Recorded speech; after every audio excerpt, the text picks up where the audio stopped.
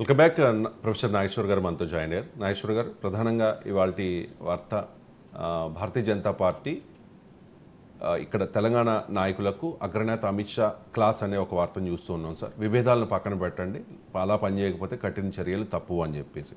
So ముఖ్యంగా అమిత్ షా ఈ వర్గపోరు విషయాన్ని ప్రస్తావించారు. సో వర్గపోరు వల్లనే భారతీయ జనతా పార్టీ తెలంగాణలో అధికారంలోకి రాలేకపోయిందా అంటే మీ విశ్లేషణ? అంటే కరెక్ట్గా వర్గపోరు కారణం కాదని ఎవరు అనలేరు. కానీ ఈ వర్గపోరును పెంచి పోషించింది అమిత్ షా నాయకత్వంలోని అధిష్టానమే. వర్గపోరు ఉన్నమాట నిజం. వర్గపోరు ఇప్పుడే కాదు, తెలంగాణ బీజేపీకి మొదటి నుంచి ఉన్న లక్షణం అది. నేను చాలాసార్లు చెప్పాను, 3 నాయకులు ఉంటే 5 గ్రూపులు ఉంటాయి బీజేపీలో. సో బీజేపీలో ఈ వర్గపోరు కూడా కొత్తగా ఇతర పార్టీల నుంచి దుబ్బాక, హజురాబాద్ ఫలితాల తర్వాత ఇతర పార్టీల నుంచి నాయకులు చేరిన తర్వాతే మొదలు కాలే వర్గపోరు. చాలామంది ఏమనుకుంటారంటే ఈ ఇతర పార్టీల నాయకులు వచ్చాకనే ఈ వర్గపోరు పెరిగింది అని అనుకుంటారు. బండి సంజయ్ వర్సెస్ ఈటల అని వాళ్ళు కూడా పత్రికల్లో రాశారు. వాస్తవం ఇది. అంటే ఇతర పార్టీల నుంచి నాయకులు వచ్చాక వర్గపోరుకు కొత్త డైమెన్షన్ యాడ్ అయింది. అంటే పాత బీజేపీ కొత్త బీజేపీ. కానీ దీనికి ముందు నుంచి కూడా వర్గపోరు ఉంది. అంటే ఈ కొత్తగా ఇతర పార్టీల కాంగ్రెస్, బీఆర్ఎస్ నేతలు బీజేపీలోకి రాకముందు నుంచే బీజేపీలో వర్గపోరు, అంటే ఒరిజినల్ బీజేపీలో కూడా ఈ వర్గపోరు ఉంది. సో అందువల్ల బీజేపీ వర్గపోరును సెట్ చేయడంలో జాతీయ నాయకత్వం ఘోరంగా విఫలమైంది. ఆ తర్వాత జరిగిన పరిణామాల్లో ఈ వర్గపోరును పెంచి పోషించింది. ఇప్పుడు బండి సంజయ్ రాష్ట్ర అధ్యక్షుడిగా ప్రజా సంగ్రామ యాత్ర చేస్తున్న సమయంలో పెద్ద ఎత్తున ఆయనకు వ్యతిరేకంగా ఢిల్లీలో క్యాంపెయిన్ నడిచింది. ఈటల రాజేందర్, రాజగోపాల్ రెడ్డి ఇలాంటి నేతలు చాలాసార్లు ఢిల్లీకి వెళ్ళి అమిత్ షాకు చెప్పారు. సో ఆఖరికి ఆ వర్గపోరును పెంచి పోషించే వైఖరి మా బీజేపీ జాతీయ నాయకత్వం తీసుకుంది. ఒక వర్గం వాదన విని మరో వర్గం పైన వేటు వేసింది. సో అందరికీ తెలుసు, ఈటల వర్గం చేసిన వాదనను విని బండి సంజయ్ వర్గం పైన వేటు వేశారు. సో అది జాతీయ నాయకత్వం వర్గపోరును పెంచే విధంగా చేసిన రాజకీయ కార్యక్రమం. సో అందువల్ల ఇవాళ అమిత్ షా ఇక్కడికి వచ్చి రాష్ట్ర నేతలు తప్పు చేస్తే చేయగలిగింది ఏంటి? ఇక మూడోది, వర్గపోరు ఒకటే కాదు. ఇప్పుడు అమిత్ షా మాటలు ఎలా ఉన్నాయంటే జాతీయ పార్టీ తప్పేమీ లేదు, ఆ తప్పంతా రాష్ట్ర బీజేపీ నాయకులదే అని చేతులు కడుక్కునే ప్రయత్నం చేస్తున్నారు. కానీ ఈ వ్యవహారంలో బీజేపీ గ్రాఫ్ పడిపోవడంలో రాష్ట్ర నేతల తప్పు తక్కువ, జాతీయ నాయకుల తప్పే ఎక్కువ. ఎందుకంటే వర్గపోరు ఉన్నా కూడా దుబ్బాకలో గెలిచారు. దుబ్బాకలో గెలిచినప్పుడు వర్గపోరు లేదా బీజేపీలో? జిహెచ్ఎంసీలో గెలిచినప్పుడు వర్గపోరు లేదా? అలాగే మీకు హుజూరాబాద్లో గెలిచినప్పుడు వర్గపోరు లేదా బీజేపీలో? అప్పుడేం వర్గపోరు లేక బీజేపీ చాలా ఐక్యంగా ఉందా? మునుగోడులో భారీ ఓటింగ్ తెచ్చుకున్నప్పుడు వర్గపోరు లేదా? సో మరి వర్గపోరు ఉన్నా కూడా ఈ సానుకూల ఫలితాలు ఎలా బీజేపీ తెచ్చుకోగలిగింది? అందువల్ల వర్గపోరు ఒక కారణమే. కానీ దానికన్నా ముఖ్యం ఏంటంటే భారతీయ జనతా పార్టీ జాతీయ నాయకత్వం సొంత నిర్ణయాలు తీసుకోవడంలో విఫలమై రాష్ట్రానికి పంపిన ఇన్ఛార్జీల మధ్య కూడా వర్గపోరు, పోనీయండి రాష్ట్ర నేతల మధ్య వర్గపోరు అందాం. సో బీజేపీ నుంచి జాతీయ నాయకత్వం నుంచి సునీల్ బన్సల్, తరుణ్ చుగ్ ఇలా జాతీయ నాయకులు ఇన్ఛార్జీలుగా వస్తారు. ఆ ఇన్ఛార్జీల మధ్య కూడా వర్గపోరు ఉంటుంది. ఇంట్రెస్టింగ్ ఏంటంటే తెలంగాణను చూసేటువంటి 3లో 3 గ్రూపులు మళ్ళీ. సో ఈ రకంగా మరి బీజేపీ జాతీయ నాయకత్వం ఇన్ఛార్జీలుగా పంపే వారి మధ్యనైనా కనీసం ఐక్యత చూసేలా చూసిందా అంటే అది చేయలేకపోయారు.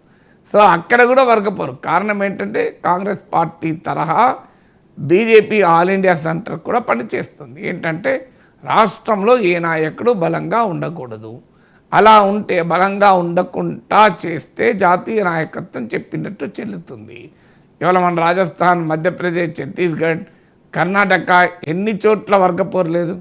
ఆ గ్రూపుల్ని బీజేపీ పెంచి పోషిస్తోంది.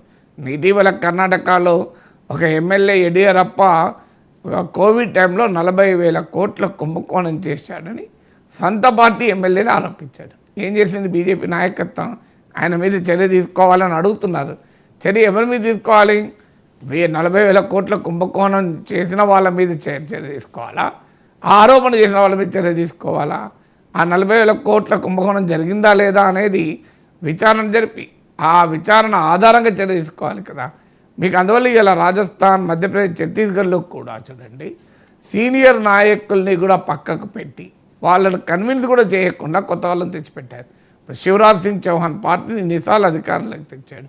ఆయన ఏమన్నాడు, నా జీవితంలో ప్రాణం ఉండగా నేను ఢిల్లీకి వెళ్ళి ఏది అడుక్కోను అని స్టేట్మెంట్ ఇచ్చాడు. సో అది కాక ఆఖరికి రామ మందిర నిర్మాణానికి ఇన్విటేషన్లు పంపేటప్పుడు కూడా బీజేపీ నాయకత్వంలో వర్గపోరు. అద్వానీ, మురళీ మనోహర్ జోషిలకు ఆహ్వానాలు కూడా పంపలేదు. విచిత్రంగా ఉంటుంది. అంటే అద్వానీ ఉద్యమం వల్లనే రామ మందిర నిర్మాణ కళ సాకారమైంది. అలాంటి అద్వానీ మోడీని వ్యతిరేకించాడు కనుక ఆయనకు కూడా ఇన్విటేషన్ ఇవ్వలేదు. తీవ్ర నిరసన వచ్చాక ఆఖరికి ఆయనకు ఇన్విటేషన్ ఇచ్చారు. మీరు ఇవాళ దేశంలో చూడండి, ఒక్క యోగి ఆదిత్యనాథ్ మినహా రాష్ట్రంలో కాస్తంత బలం ఉండి మోడీ, అమిత్ షాలను ప్రశ్నించగలిగే నాయకత్వం ఎక్కడా రాష్ట్రాల్లో లేకుండా చేశారు. అందువల్ల ఈ వర్గపోరు బీజేపీ జాతీయ నాయకత్వం అనుసరిస్తున్న విధానాల వల్ల ఈ వర్గపోరు పెంచి పోషించబడింది. తర్వాత కేసీఆర్ ప్రభుత్వం పట్ల రాష్ట్ర బీజేపీ నాయకత్వం రాజీ లేకుండా పోరాడింది. బండి సంజయ్ అధ్యక్షుడిగా ఉన్న సమయంలో మనం చూసాం. కేసీఆర్ పైన రాజీ లేకుండా పోరాడడం వల్ల ప్రభుత్వ వ్యతిరేక ఓటు బీజేపీ తెచ్చుకోగలిగింది. కానీ అక్కడ కూడా మళ్ళీ ఎవరు చేశారో జాతీయ నాయకత్వమే. సడన్గా బండి సంజయ్ని మార్చి ప్రజా సంగ్రామ యాత్రను ఆపి కవిత అరెస్టు విషయంలో జరిగిన తతంగం ఇవన్నిటికీ ఎవరు బాధ్యులు? జాతీయ నాయకత్వం బాధ్యత లేదా? సో బండి సంజయ్ మొదట్లో కవిత అరెస్ట్ చేస్తారని జాతీయ నాయకత్వం నుంచి ఆ సంకేతాలు వస్తేనే కదా ఆయన అన్నది. రాకపోతే జాతీయ నాయకత్వం ఆపేది కదా. బండి సంజయ్ అన్న తర్వాత ఇతర నాయకులు కూడా అదే అన్నారు కదా. So even prime minister Modi కూడా అన్నాడు కదా, ఈ ఆరోపణలో ఢిల్లీ నుంచి కాంటాక్ట్ ఉన్నాయి ఇవన్నీ అని. అందువల్ల అడుగడుగున జాతీయ నాయకత్వం ఈ ప్రాసెస్లో భాగస్వామి. ఇప్పుడు అంతైనాక పోస్ట్ మార్టం చేసి రాష్ట్ర నాయకత్వాలు మీరే తప్పు అని అంటే అది ఏ రకంగా ఉండే? పాపం ఆడికి రాష్ట్ర బీజేపీ నాయకులు కష్టపడి 1%, 1 సీట్ని 8 సీట్లు తెచ్చుకున్నారు. 7% ఓట్లను 14% ఓట్లు తెచ్చుకోగలిగారు. అందువల్ల ఆపరేషన్ ఫెయిల్ అయింది ఎక్కడ అంటే జాతీయ నాయకత్వం వ్యూహాత్మక తప్పిదాల వల్ల ఫెయిల్ అయింది. బీఆర్ఎస్, బీజేపీ ఒక్కటే అన్న భావన ఎవరి వల్ల జరిగింది? రాష్ట్ర బీజేపీ నాయకుల వల్ల జరిగిందా? రాష్ట్ర బీజేపీ నాయకుల చర్యల వల్ల జరిగిందా? బండి సంజయ్ కేసీఆర్కు వ్యతిరేకంగానే పోరాడాడు.